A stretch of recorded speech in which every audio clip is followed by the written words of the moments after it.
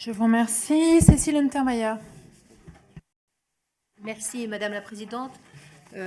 Sachez qu'en tant qu'universitaire, j'accueille très favorablement une candidature émanant du monde universitaire, parce que vous avez aussi, vous, un statut d'indépendance, et que cette indépendance que vous exercez au sein du CSM, me semble-t-il, est un élément extrêmement important. J'avoue que je suis un peu troublée par les propos que vous avez tenus par rapport à la subordination, mais il en est ainsi, et je vous remercie de votre franchise. J'ai une question. La première se réfère à la question 11, par laquelle vous concluez, et c'est là-dessus que je souhaiterais peut-être des éclaircissements.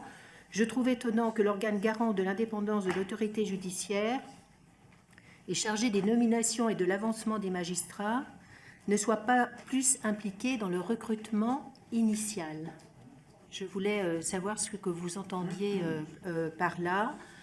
Sur la déontologie, je voulais rebondir sur la question de Didier Paris en disant que, en fait, c'est la Constitution qui fait que le CSM n'a pas la compétence pour rendre des avis sur les questions déontologiques.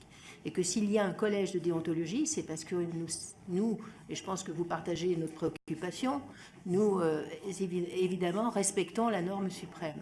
Donc, on en est là. Je pense qu'il y a des adaptations à faire. Mais sur cette question 11, moi, je suis un peu interrogative.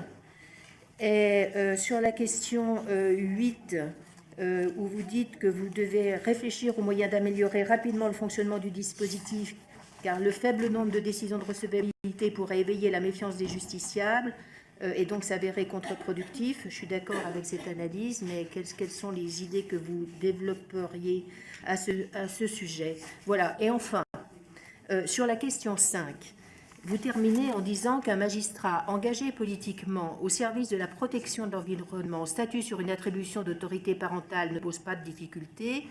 Là où il serait problématique, il se prononce sur un litige relatif à une marée noire.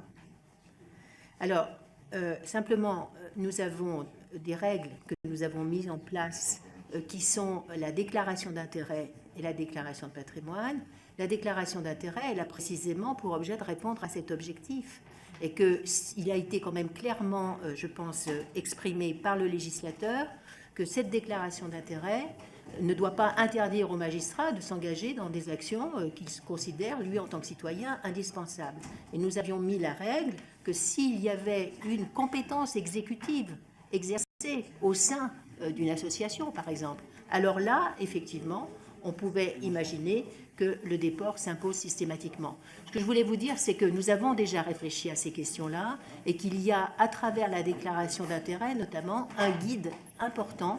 Et je voulais savoir si vous étiez, vous, en souci d'améliorer cette déclaration d'intérêt ou bien sûr de vous y soumettre totalement. Je pense qu'on va prendre d'autres questions et puis vous répondrez globalement parce qu'autrement, on ne tiendra pas nos délais. Monsieur Viala.